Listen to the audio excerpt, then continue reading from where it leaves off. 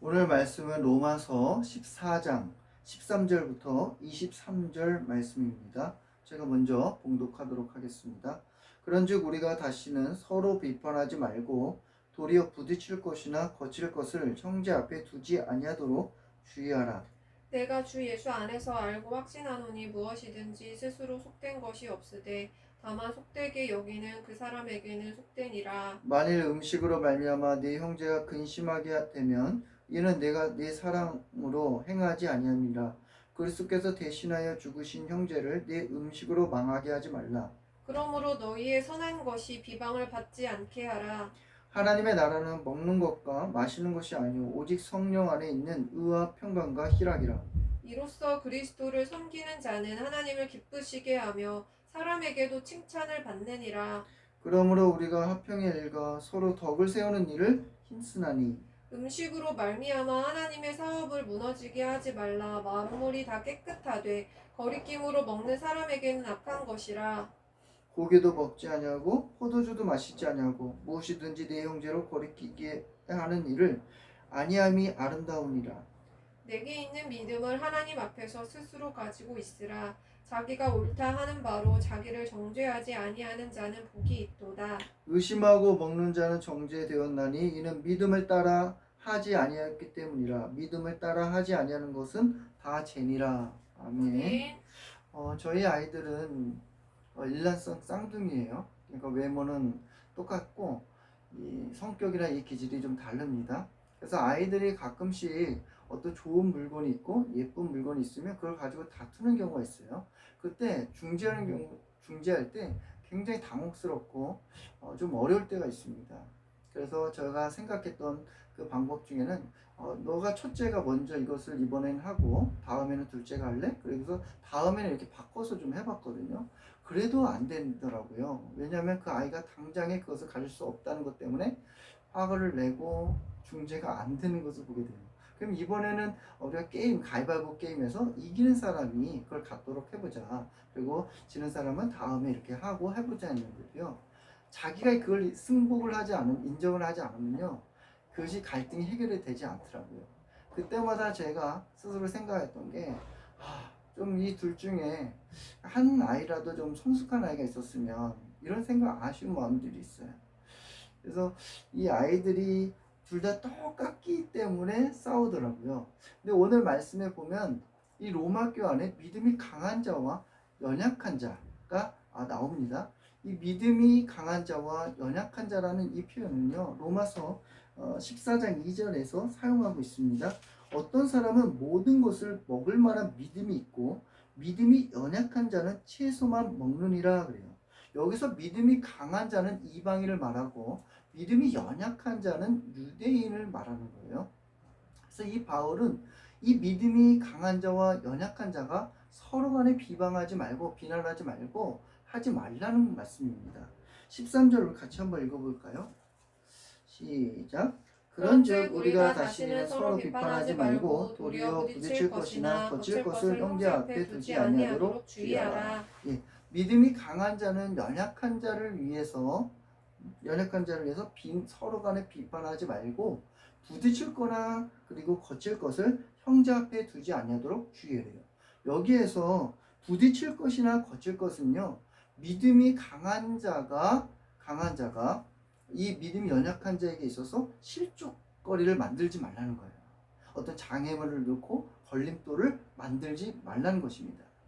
이 믿음이 강한 자는 여기서 이방인이라고 그랬죠. 이방인들은요, 이 먹는 거에 있어서는요, 어떤 속되거나 부정하다고 여기지 않았습니다. 마가복음 7장에 보면은 이 바리새인들이 서기관들과 함께 예수님의 제자들이 손을 씻지 않고 떡을 먹는 거에 대해서 굉장히 불편함을 표현했어요. 왜 저희들은 전통을 지키지 않느냐, 손을 씻지 않고 먹느냐는 거예요. 그때 예수님께서 그들에게 뭐라고 말씀하냐면, 이 밖에서 안으로 들어가는 것이 너희를 더럽히는 것이 아니라 사람의 이 속에서 바깥으로 나오는 게 너희를 더럽힌다 그랬어요. 그러니까 모든 음식물은 깨끗하다고 얘기했습니다. 그러니까 이방인들에게는요, 모든 음식이요 다 괜찮다는 거예요. 다 먹었어요. 부정하다고 여기지 않았어요. 그러나 이 유대인들은 어떠냐면, 유대인들은 전통 유대인들이잖아요. 이 고기를 먹는 거에 있어서는 이들도 금기사항이 아니었어요. 고기를 다 먹을 수 있는데 어떤 고기를 안 먹냐면 고기가 피가 있는 핏째로 고기를 먹지 않고 또 이 우상에게 바쳐졌던 그런 고기는 먹지 않습니다. 당시 시장에서 우상에게 바쳐졌던 그런 고기들이 판매됐거든요. 그러다 보니까 이 이방인들은 우상에게 바쳐졌던 그 고기도 자기는 문제가 될 게 없는 거예요. 그냥 먹었어요. 그러나 전통 유대인들이나 또 이방인이었던 사람들이 유대교로 개종하고 이 유대교였던 사람이 예수님을 믿은 초신자들에게는 굉장히 실족거리가 되었던 거예요. 시험거리가 되었습니다. 그러므로 믿음이 강한 자는요, 아무 꺼리낌 없이 나는 괜찮으니까 이 믿음이 연약한 자들 앞에서 그냥 우상에 바쳐졌던 그 고기를 먹으면 이 믿음이 연약한 자가 실족된다는 거예요. 부딪히게 된다는 거예요. 걸림돌이 된다는 거예요. 이 고기만 그런 게 아니라요. 유대인들에게서 또 한 가지 어떤 게 있냐면 포도주가 있었어요. 유대인들은 이 포도주는요. 이 나시린을 제외하고는 금기 사항이 아니었습니다. 그러나 이 당시에 이 고기뿐만 아니라 포도주도 시장에서 우상에 바쳐졌던 것을 판매하고 있었어요. 그러니까 유대인들이 이 우상에 바쳐졌던 이 포도주와 이 고기를 먹지 않았습니다. 이 다니엘서 1장에 보면은 다니엘이 뜻을 정하죠. 그래서 왕의 음식과 이 포도주를 마시지 않고 자기를 더럽히지 않는다 그랬어요. 그러니까 우상에게 바쳐졌던 그 음식들, 그 포도주를요 먹고 자기를 더럽히지 않고 율법을 엄격하게 지켰습니다. 그랬던 사람인데 이방인들이 볼 때는 이방인들은 얼마나 답답하게 보여. 야, 음식은 속된 것이 아니야. 우상에게 뭐 바쳐졌다가 뭐 귀신이 거기 있냐? 답답하게 여기는 거예요. 그리고 또 유대인들은 이 이방인들을 볼 때 쟤네들은 율법도 몰라. 서로 간에 이런 비방거리가 됐던 거예요. 제가 예전에 그 외국인 목사님과 함께 사역한 적이 있었거든요. 그때 외국인 목사님과 함께 대화를 나눈 중에 음식 중에 해장국에 대한 대화를 나눴어요. 근데 저는 어떤 해장국을 좋아합니다. 그래서 뭐 선지 해장국이든 뭐 내장탕이든 가리지 않고 다 먹는데 그 목사님에게 한번 물어봤어요. 목사님, 선지 해장국을 드세요? 그랬더니 안 드신다는 거예요. 왜 안 드십니까? 그랬더니 목사님이 하신 말씀이 성경에 이 피가 섞인 거니까 피 묻은 그거는 먹지 말라고 하지 않느냐, 그 말씀하시더라고요. 그래서 레위기의 말씀이 있죠. 3장 17절에 너희는 기름과 피를 먹지 말라라는 말씀이 있어요. 제가 그 말씀을 듣고요, 속으로는 굉장히 답답했어요. 좀 반론을 하고 싶었지만 얘기는 하지 않았습니다. 우리가 한 교회 안에서 같은 신앙생활을 하더라도요, 작은 이런 본질적이지 않은 문제로 갈등할 때가 많이 있어요. 그래서 그거로 서로 상처를 입기도 합니다. 교회가요, 얼마나 자주 다툼이 일어나냐면은 이런 유머도 있어요. 이 버스를 타고 가는데 두 사람이 심한 말다툼을 하는 거예요. 그때 한 승객이 버스에서 내리면서 그들에게 호통을 칩니다. 그만 싸우라고. 여기가 교회인 줄 알아? 그래요. 그러니까 교회가 얼마나 믿지 않은 사람들에게도 자꾸 다투고 쪼개지고 이런 걸 아는 거예요. 미국 교회에서는요, 그 예배 끝나고 나서 식사를 해야 되는데 이 메뉴로 인해서 갈등하고 갈라진 교회가 있어요. 야, 도넛을 먹을까? 아니면 조금 힘들어서 국밥을 먹을까? 이 문제로 인해서 갈라졌다는 거예요. 또 어떤 교회는 피아노를 새로 샀는데 강대상 위에다 올리느냐 마느냐 이걸 가지고도 싸우고, 행사 후에는 어떤 떡을 나눠주는데 콩떡을 줄지 아니면 팥떡을 주자, 그것 때문에 막 싸우는 경우도 있어요. 그래서 이 바울이 믿음이 강한 사람에게 뭐라 그랬냐면 음식을 먹을 때 비방을 받지 않도록 주의하래요. 그러니까 우리가 신앙을 생활을 하면서 선택할 때 오늘 본문 말씀 안에서요, 중요한 발견되는 두 가지 원칙이 있습니다. 이것을 여러분의 삶과 선택할 때 잘 활용하였으면 좋겠습니다. 첫 번째는요, 서로 덕이 되는 일에 힘쓰고 선택을 해야 돼요. 19절 읽어봅시다. 시작. 그러므로 우리가 화평의 일과 서로 덕을 세우는 일을 힘쓰나니. 서로 덕을 세우라. 상대방에게 도움을 주고 유익을 주는 걸 선택하라는 거예요. 이 믿음이 강한 자는요, 이 자유가 있어요. 내가 우상에게 바쳐준 이 포도주와 떡을 먹는 게, 이 고기를 먹는 게 뭐가 문제가 돼? 그러면서 마구 그냥 아무 꺼리낌 없이 먹으면 믿음이 연약한 자가 볼 때는 실족한다는 거예요. 걸림돌이 된다는 거예요. 그러면 믿음이 강한 사람의 입장에서는 어떤 생각을 할까요? 내 마음대로 못하나? 난 자유가 있는데 내가 먹고 마시는 거 내가 사람 눈치 봐야 돼? 이런 생각을 할 수 있잖아요. 우리에게는요, 자유가 다 있습니다. 그러나 그 자유를 가지고 다른 사람에게 피해를 주거나 다른 사람에게 도움이 안 된다면요, 그건 방종이에요. 방종. 가령 부부간에도요, 남편이 예를 들면 술을 마실 자유가 있죠. 근데 이 남편이 술을 마시고 잦은 외박을 하고 그러면 어떻게 될까요? 가정생활이요, 무너지게 됩니다. 아내로서 아이들에게 굉장히 어려움을 줄 수 있는 거예요. 그거는 무책임한 거고요. 자유가 한 남편의 자유로 방종입니다. 방종. 무너지는 것입니다. 나에게도 유익하고 다른 사람에게도 도움을 주는 게, 덕이 되는 게, 이게 자유예요. 부부간의 그 약속 안에서 자유가 성립이 되어야 됩니다. 교회 안에서 술이나 이런 담배를 하지 말라고 하죠. 우리에게 자유가 있죠. 술을 마시고 뭐 담배 피울 왜 자유가 없겠습니까? 그러나 교회에서 하지 말라고 할 때는 이유가 있겠죠. 두 가지 이유를, 상황적인 배경을 좀 여러분에게 좀 나눠드릴 텐데, 첫 번째는 교회사적인 배경이 있습니다. 상황이 있어요. 초창기에 한국에 이 땅에 조선에 오신 선교사님들이 왔을 때는요, 이 담배랑 이 술이는 허용이 됐었어요. 당시에 사경회를 하면은 이 중간에 길다 보니까 쉬는 때마다 사람들이 담배를 피고 술을 마시기도 했었습니다. 허용이 됐었어요. 근데 점점 사람들이 의식이 변하는 거예요. 그리고 그 당시에 사람들이 어떤 사회적으로 어려움이 있었냐면 일제로부터 압박을 받았잖아요.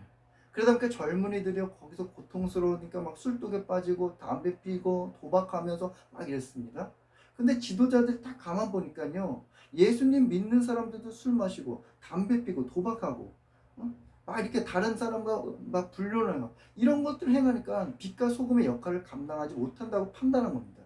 그래서 1901년도에 장로교 선교사 공의에서요, 신앙생활 지침서를 만들었어요. 거기서 금주하고 금연을 해야 된다고 하면서 가르쳤습니다. 근데 이 신앙생활의 지침서를 보니까 7대 강령이 있어요. 그 마지막에 7번째가 금주하고 금연하는 거예요.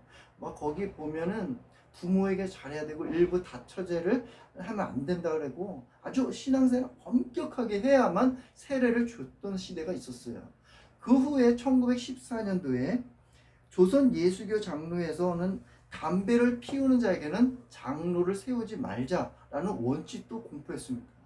그런 그때부터 지금까지 120년간의 역사를 내려오면서 기독교 안에서는 술이나 담배를 하지 말자라는 정서적 그 풍토가 있는 것입니다. 우리 믿음의 선조들이 내려줬던 그런 유산이에요. 또한 사회적인 상황적인 배경도 있는데요. 우리가 술을 마시면 어떤가요? 부정하고 불법하고 폭력하고 범죄 있는 일이 지금 얼마나 많이 일어나고 있습니까? 술 마시는 자유가 있죠. 그러면서 운전을 하게 됩니다. 그 운전으로 인해서 다른 사람을 생명을 위협을 가하고 목숨을 끊어지게 하잖아요. 그 술을 마셔서 배우자를 때리고 폭언을 하고 이런 범죄가 계속 끊이지 않게 일어나고 있습니다. 이 술과 이 범죄는요, 연관성이 있어요. 2023년도 5월 20일자로 일요시사 주간 신문에 이윤호 교수님의 그 대중범죄학 술과 범죄의 연관성이라는 기사를 제가 읽어봤는데요. 여기에 미국의 통계 자료가 있습니다. 미국 법무부 사법통계국의 자료에 따르면 알코올과 약물, 의 범죄가 매년 75만 건이 이상 발생하고 있대요. 근데 미국과 호주를 제외한 9개 국가를 대상으로 한 메타 분석의 결과 음주와 범죄의 관계는 상당한 수준이 있다.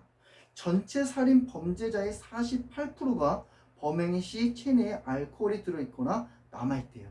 그리고 37%는 술에 취한 상태였습니다. 술을 마시면 이성을 잃고 판단력이 없어서 범죄가 일어나는 거예요. 이 술뿐만이겠습니까? 담배도 그렇죠. 도박도 그렇죠. 마약도 그래요.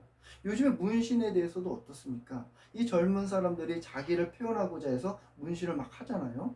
근데 이것이 시술하는 사람들 입장에서 이거 불법이에요. 그리고 위생적으로도 안 좋다고 합니다. 그리고 이것을 자기라도 자유가 있다고 그러지만 다른 사람들에게 막 혐오감을 주고 위협을 가하는 이런 문신을 하기도 합니다. 그래서 교회 안에서나 사회적으로도 이것이 부정적인 시각을 가지고 있어요.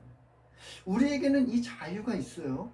그러나 다 믿음이 연약한 자들에게 도움이 안 되고 그들을 실족한다면요, 그는 선택하지 않는 것이 좋습니다. 절제해야 돼요. 여러분이 선택을 할 때, 나는 자유가 있습니다. 나는 이것이 옳습니다. 하지만 교회 공동체와 직장, 가정 안에서도 그것이 다른 사람에게 불이익을 주고 피해를 준다면요, 절제하는 것이 이것이 올바른 성경적인 가르침입니다. 하나님의 지혜예요. 두 번째는요, 하나님의 사업이 무너지지 말게 해야 돼요. 20절 우리 한번 같이 읽어볼까요? 시작. 음식으로 말미암아 하나님의 사업을 무너지게 하지 말라. 만물이 다 깨끗하되 거리낌으로 먹는 사람에게 악한 것이라. 예. 바울은 그 음식을요 먹음으로 인해서 하나님의 사업이 무너지게 하지 말라는 거예요. 여기서 하나님의 사업은 구원의 역사입니다. 그러니까 전도의 문이 닫힌다는 거예요. 복음의 문이 닫힌다는 거예요. 교회를 등록한 초신자가 있어요. 근데 어느 날 식당에 갔습니다. 근데 가서 보니까요, 장로님이 회식을 하는데 술을 마시는 거예요. 이 초신자가 볼 때는요, 어떻게 바라볼까요? 장로님 볼 때. 참, 나도 술을 같이 마셔야 되겠다, 이런 생각할까요? 이 믿음이 실족할 수 있어요. 교회 다니는 사람도 장로님도 술 마시는구나, 네, 이럴 수 있다는 거예요. 교회 안에서는 아주 신실한 집사님이 계셨는데 이 집사님이 직장에서는 술을 마시고 담배 피고 믿지 않은 사람들과 똑같이 행동하는 거예요. 그러니까 동료 직원들이 볼 때는요, 야, 교회 다니는 사람들도 다 술 먹고 다 담배하고 똑같더라, 이렇게 하는 거예요. 그러니까 교회와 정말 신실하게 믿는 그리스도인들에게도 영광을 가리게 하는 것입니다. 전도의 문이 막히는 거예요. 복음의 문이 막히는 거예요. 하나님의 이 구원의 사업이요, 막히는 것입니다. 하나님은요, 하나님의 이 소원은요, 모든 사람들이 다 구원받기를 원하세요. 그래서 예수님이 한 영혼도 실족하지 않기를 원하세요. 마태복음 16장 6절에서 7절을 말씀해 보면, 누구든지 나를 믿는 이 작은 자 중 하나를 실족하게 하면 차라리 연자 맷돌이 그 목에 달려서 깊은 바다에 빠뜨리는 것이 나으니라. 실족하게 하는 일들이 있으므로 말미암아 세상에 화가 있도다. 실족하게 하는 일이 없을 수는 없으나 실족하게 하는 그 사람에게는 화가 있도다. 예수님은요, 한 사람도 실족하게 해서 신앙을 떠나는 걸 원하지 않아요. 그래서 예수님께서 양 100마리가 있을 때 99마리를 두고 한 영혼을 막 찾아내는 것처럼요, 한 영혼도 예수님은 잃어버리기를 원하지 않습니다. 그러므로요, 우리가 먹고 마시고 우리가 행하는 이 자유를 가지고요, 절제하지 않으면요, 한 영혼도 실족하지 않기를 원합니다. 하나님의 이 사업이요, 무너지지 않기를 원합니다. 복음의 이 문이요, 닫히지 않기를 원합니다. 우리 이 자유를 절제해서요, 공동체에게 유익을 주고 하나님의 이 사업이 무너지지 않으면요, 우리가 이 내적으로나 외적으로 복을 받게 되어 있습니다. 이 내적인 복으로는요, 하나님 관계에서 오는 평강과 기쁨이 있어요. 17절 우리 한번 읽어볼게요. 시작. 하나님의 나라는 먹는 것과 마시는 것이 아니요 오직 성령 안에 있는 의와 평강과 일하니라. 예. 우리가 하나님의 관계에서 오는 그 기쁨과 평강이 있는 거예요. 우리가 양심을 꺼려서 양심에 찔리는 그 죄를 범하면 어떻게 할까요? 하나님의 관계가 막혀서요, 평강이 없습니다. 기쁨이 없습니다. 그런데 우리가 하나님께 말씀에 순종해서 자유를 절제했을 때 하나님으로부터 오는 평강과 기쁨이 있다는 거예요. 그리고 나의 이 절제함으로 인해서 믿음이 연약한 자가 잘 세워지는 보는 기쁨도 있습니다. 그러니까 성경학자 바클레이는요 이런 말을 했어요. 그리스도인의 이 자유는 우리가 좋아하는 것이 아니라 그리스도께서 좋아하시는 것을 행할 자유이다 그래요. 정말 멋진 표현이죠. 그리스도인의 이 자유는요 내가 좋아하고 내가 원하는 것을 행하는 것이 아니라요 하나님께서 좋아하시는 것을 행하는 거예요. 이 하나님께서 행하신 것을 하는 이 자유로 말미암아요 여러분들이나 저나 모두 다 기쁨과 그 평강의 복을 받기를 간절히 축원합니다. 이 외적인 복은 어떤 복이 오느냐? 하나님도 기뻐하시고요 사람에게도 칭찬받아요. 18절 읽어볼까요? 시작. 이로써 그리스도를 그리스도를 섬기는 섬기는 자는 자는 하나님을 기쁘시게 하며 사람에게도 칭찬을 받느니라. 예. 하나님도 기뻐하시고 사람에게도 칭찬받는 거예요. 사도행전 11장에 보면 안디옥 교회가 나옵니다. 이 안디옥 교회는요 신생교회예요. 이 바나바가 이 예루살렘 교회에서 파송받아서 바나바와 바울이 거기서 이 안디옥 교회에서 1년 동안 사람들에게 성경 말씀을 가르쳤는데요. 사람들이 막 놀랍게 변해요. 하나님의 은혜를 주셔서 막 부흥합니다. 근데 이 안디옥 교회 성도님들이 믿지 않은 사람들이 볼 때 칭찬을 든 거예요. 야, 너희들이 진짜 그리스도인이라. 그리고 이 안디옥 교회가 신생교회라 연약하잖아요. 그럼에도 불구하고 이 예루살렘 교회, 파송했던 이 예루살렘 교회의 어려움을 듣고 선교비를 후원해요. 이런 교회예요, 안디옥 교회가. 근데 이 안디옥 교회 성도들이 이 세상 교회 문 밖에 나가서 세상 사람들에게, 믿지 않은 사람들에게 그냥 자유를 절제하지 않냐고 그냥 내가 원하는 대로 살았다면 칭찬 들었을까요? 아니요. 사람에게 칭찬 듣지 못합니다. 믿음대로 살았더니 믿지 않은 사람들이 볼 때도 칭찬하는 거예요. 하나님도 기뻐하시는 것입니다.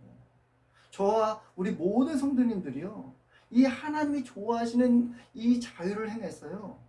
정말 하나님도 기뻐하고 또한 사람에게도 칭찬받는 복을 받기를 간절히 축원합니다.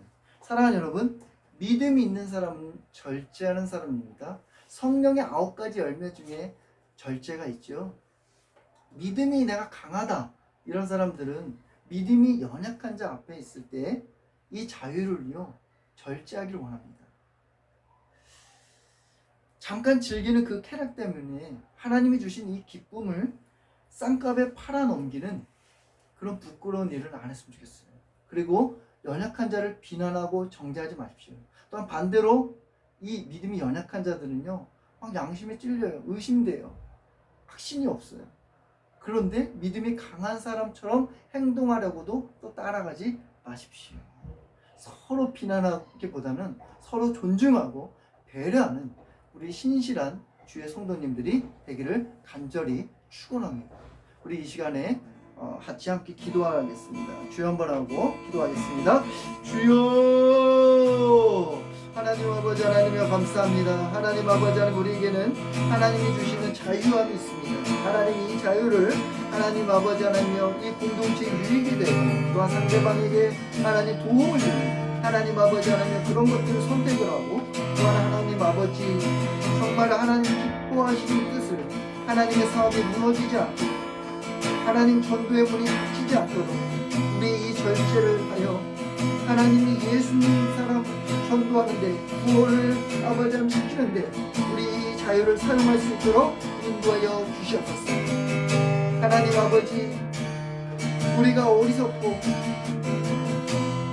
나만 알고 이 공동체를 배제하고 그랬다면 하나님 용서하여 주시옵소서. 하나님 아버지 하나님 이 땅에 하나님 그 자유로 말미암아 하나님 사건이 일어나고 사고가 일어나고 있습니다. 하나님 그 자유를 행하는 사람에게 지혜를 더하여 주시옵소서. 예수 그리스도를 만나서 참된 복음을 알게 하여 주시옵소서. 하나님 아버지 하나님 이 땅 가운데 우리에게 주신 모든 자유로 말미암아 하나님의 뜻을 이루는 대로 사용하여 주시옵소서. 하나님 아버지 감사합니다. 하나님 아버지 저 북한 땅에 하나님 복음으로 통일되게 하여 주시고 러시아와 하나님 우크라이나도 그 전쟁이 좀 중식될 수 있도록 하나님 은혜를 베풀어 주시옵소서. 지금도 기도하고 있는 그 영혼들을 기억하여 주시고 또한 아버지 한국 교회가 하나님 아버지 하나님 신실하게 남아 기도하는 그 주의 백성들이 있습니다. 이 한국교회가 하나님 아버지 하나님 회복되게 하여 주시고 거룩함을 회복할 수 있도록 도와주시옵소서. 갈등에서 하나님 아버지 존중하고 배려하는 문화가 있게 해주시고 아끼고 서로 사랑하는 예수님의 아버지의 사랑이 드러나는 한국교회가 되게 하여 주시옵소서. 하나님이여 정말 구원을 주시옵소서.